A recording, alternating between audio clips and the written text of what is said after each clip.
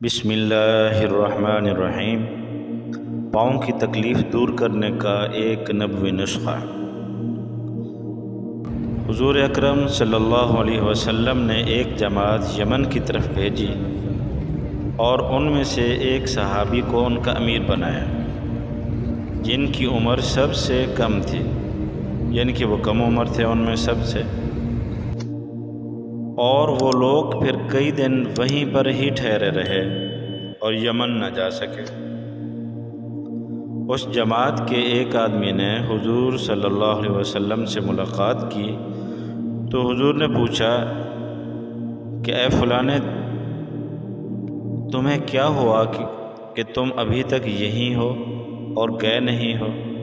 انہوں نے عرض کیا، یا رسول اللہ صلی اللہ علیہ وسلم، ہمارے امیر کے پاؤں میں تکلیف ہے۔